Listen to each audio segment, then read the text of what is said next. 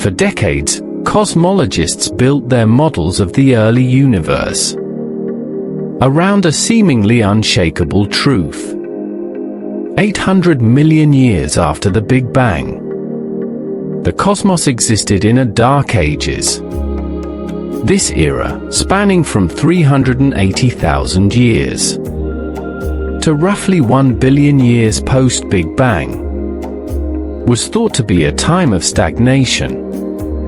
No stars, no galaxies, just a vast sea of neutral hydrogen gas that absorbed any light that might form. The epoch of reionization, or EOR, was the period when ultraviolet radiation from the first stars and galaxies ionized this neutral hydrogen, clearing the way for light to travel freely across the cosmos. It was widely attributed to massive galaxies. After all, conventional wisdom held that only large, star-rich galaxies could produce enough UV energy to break apart neutral hydrogen atoms, a process called photoionization. But in March 2025, a team led by Dr. Samantha Johnson of NASA's Goddard Space Flight Center published a paper in the Astrophysical Journal that turned this narrative upside down. Using data from the James Webb Space Telescope's Uncover project, the team identified 83 tiny giant galaxies at redshifts Z equals 7 to 10. That corresponds to just 700 to 950 million years after the Big Bang. Each galaxy was barely 1% the mass of the Milky Way, yet they emitted 10 times more UV radiation than any cosmological model predicted. These are the cosmic child Laborus. Small, young, and unexpectedly powerful. They may be the true drivers of the universe's exit from the dark ages. This isn't just a minor adjustment to our models, Dr. Johnson said in a NASA press conference in April 2025. We're looking at evidence that the universe's most critical transition was led by underdogs, galaxies we previously thought were too small to matter. It's like discovering that a team of toddlers built a skyscraper. To understand why the discovery of these cosmic child Laborus is so groundbreaking, we first need to unpack the technology that made it possible. Gravitational lensing. First predicted by Albert Einstein's general relativity in 1915. Gravitational lensing occurs when a massive object like a galaxy cluster bends the fabric of space-time. This bending acts like a cosmic magnifying glass, amplifying the light of distant objects behind the massive body. For the Uncover project, Dr. Johnson's team targeted the Abell 2744 galaxy cluster, a colossal structure located 3.1 billion light-years from Earth, with a mass equivalent to 1,015 solar masses. Abell 2744 is one of the most powerful gravitational lenses known to astronomers. Its space-time curvature amplifies light from background galaxies by a factor of 10 to 100. This magnification was critical because the cosmic child Laborus are so distant and faint that even JWST, with its 6.5-meter primary mirror and infrared sensitivity, could not detect them without lensing. We spent 2 years designing the survey to leverage Abell 2744's lensing power, explained Dr. Michael Chen, a co-author of the study. an astronomer at the Space Telescope Science Institute. JWST's NIRCam can detect light that's been stretched into the infrared by the universe's expansion, key for seeing galaxies at Z7. But even with NIRCam, these tiny galaxies would have been invisible without Able 2744 bending their light toward us. The team's observations, conducted between June 2024 and January 2025, yielded more than just images. Using JWST's NIR spec, they measured the spectra of 42 of the 83 galaxies, critical for determining their redshift, star formation rate, and UV output. The results were startling. The average star formation rate of these galaxies was 10 solar masses per year, 100 times higher than the Milky Way's current rate of just 0.1 solar masses per year. Even more impressive, their UV luminosity was 1040 ergs per second, enough to ionize a volume of neutral hydrogen 1 million light-years across. To put this in perspective, a single cosmic child laborer could ionize an area 10 times larger than the local group, the galaxy cluster containing the Milky Way and Andromeda. And with 83 such galaxies detected in just one small patch of sky, roughly the size of a full moon, the team estimates there could be hundreds of thousands of these galaxies across the early universe. More than enough to drive the epoch of reionization.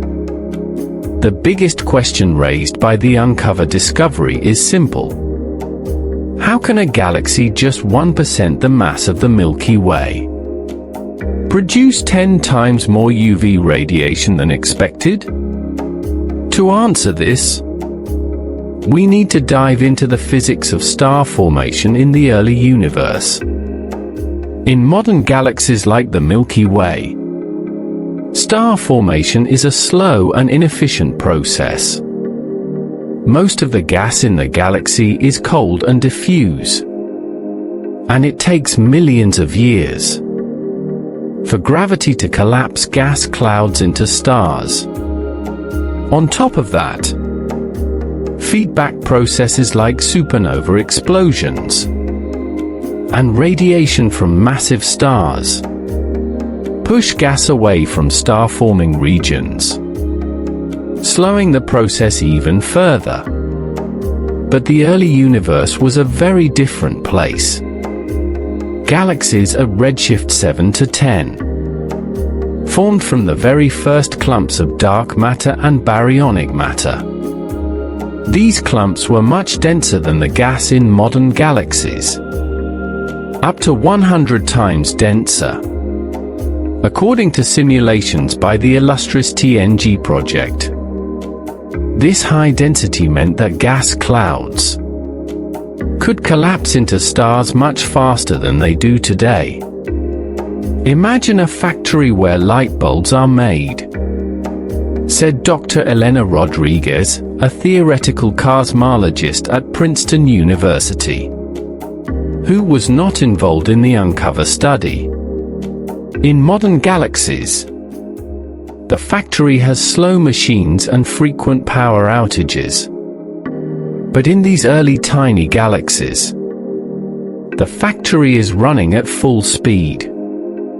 Machines are fast, and there's no downtime. These galaxies are cosmic light bulb factories. They churn out massive, hot stars that produce tons of UV radiation. Massive stars, those 10 to 100 times the mass of the Sun, are the key to the cosmic child laborious power. Unlike small stars like the Sun, Massive stars burn their fuel quickly, in just a few million years, and they emit most of their energy as ultraviolet radiation. In these early galaxies, massive stars made up a much larger fraction of the total stellar population, up to 50%, compared to just 1% in the Milky Way. The Uncover team confirmed this with spectral analysis. They detected strong emission lines of hydrogen H-alpha and H-beta, and helium, clear signatures of massive stars. They also measured the galaxy's metallicity, the amount of elements heavier than hydrogen and helium, and found it was extremely low, less than 1% the metallicity of the Sun. This is a critical clue. Low metallicity means the galaxies had not yet produced many heavy elements via supernovae. That implies they were very young, less than 100 million years old. Young galaxies with low metallicity are perfect for massive star formation. Dr. Johnson explained. Heavy elements like carbon and oxygen act as coolants. They radiate away heat, which can prevent gas clouds from collapsing into massive stars. But in these early galaxies, there were almost no heavy elements, so gas clouds could collapse into the biggest, hottest stars possible. While the Uncover discovery is compelling, it has sparked a fierce debate in the cosmology community. Not all scientists agree that the cosmic child Laboris are the main drivers of the epoch of reionization. The controversy centers on two key questions. Can these tiny galaxies ionize enough neutral hydrogen to end the Dark Ages? And are there enough of them to make a real difference? Dr. Avi Loeb, a theoretical physicist at Harvard University, is one of the most vocal supporters of the child Laboris hypothesis.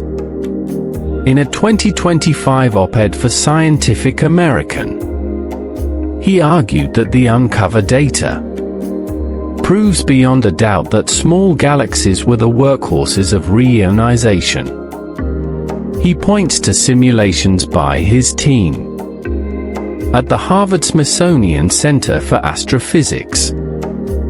Those simulations show that if just 10% of the UV radiation from these tiny galaxies escapes their host galaxies, even at that conservative estimate, they could ionize 60% of the universe's neutral hydrogen by redshift 7. But not everyone is convinced. Dr. Rodriguez is skeptical. The problem is escape fraction, she said in an interview with Nature. Even if these galaxies produce a lot of UV radiation, most of it gets absorbed by gas and dust inside the galaxy itself. The Uncover team assumes an escape fraction of 10%. But our simulations show it's more like 1 to 5% for small galaxies. At that rate, they can't do the job alone. Another critic is Dr. Carlos Vargas, an astronomer at the University of California, Berkeley. He argues that the Uncover team may have overestimated the number of cosmic child Laboris in the early universe. They observed 83 galaxies in one lensed field, he said. But gravitational lensing is not uniform. Some areas are magnified more than others. We need to survey more fields to get a true count of these galaxies. To resolve this debate, The Uncover team has planned a follow-up survey in 2026. They will use JWST's MIRI instrument to observe 3 more galaxy clusters with strong gravitational lensing. Able 370, Max J0416.1-2403, and RxJ 1347.5-1145. This will allow them to count cosmic child Laboris in different regions of the early universe and measure their escape fractions more accurately. We understand the skepticism, Dr. Chen said. Science thrives on debate. But we're confident that more data will prove our case. These tiny galaxies are not just anomalies. They're the missing piece in the reionization puzzle. The discovery of cosmic child Laboris is just the beginning. In the next 5 years, a new generation of telescopes will take our understanding of the early universe to unprecedented heights. The 2 most important players are JWST, which will continue its mission until at least 2030, and the European Space Agency's Euclid telescope, launched in 2023, with full science operations starting in 2025. JWST's 2026 campaign, called Uncover 2, will focus on galaxies at redshift greater than 10, corresponding to just 400 to 600 million years after the Big Bang. These are the earliest galaxies ever observed, and they could hold clues to how the cosmic child Laboris formed in the first place. The team will use NIR spec to measure their star formation rates and metallicity, and MIRI to detect dust, a sign of early supernovae. If we find cosmic child Laboris at Z10, that means these galaxies formed just a few hundred million years after the Big Bang. Dr. Johnson said that would push back the start of star formation by 200 million years, something no model currently predicts.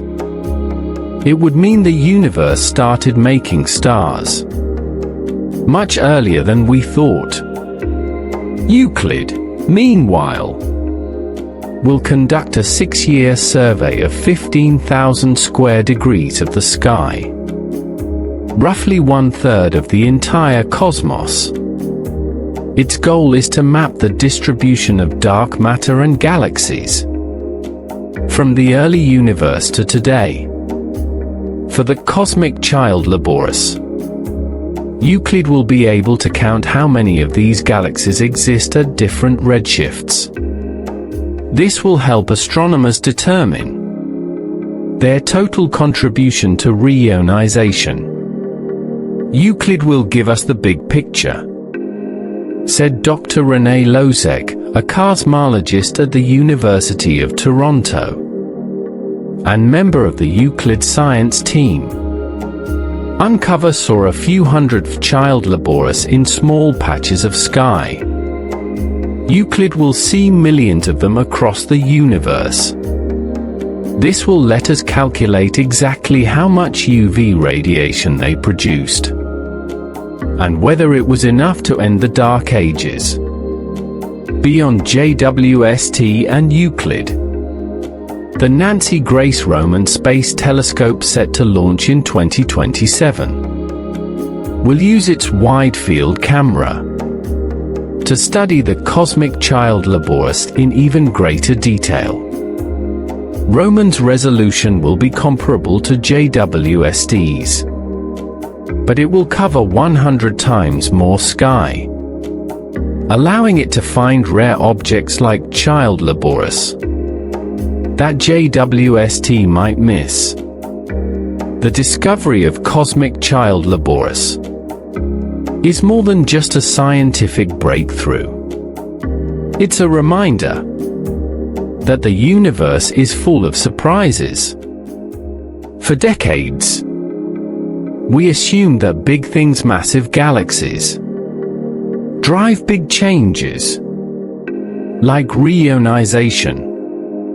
But JWST has shown us that small things can be just as powerful, if not more so. As we await the results of Uncover 2 and Euclid's wide survey, one thing is clear. Our understanding of the early universe will never be the same. The Dark Ages were not a time of stagnation. They were a time of quiet revolution, led by tiny galaxies that defied all odds. We used to think of the early universe as a simple place, Dr. Loeb said. But it's turning out to be more complex and fascinating than we ever imagined. These cosmic child laborers are teaching us that size doesn't matter. What matters is how much light you can shine. And for anyone who has ever felt small or insignificant, the cosmic child laborers offer a powerful message. Even the tiniest players can change the course of history, whether that history is human or cosmic.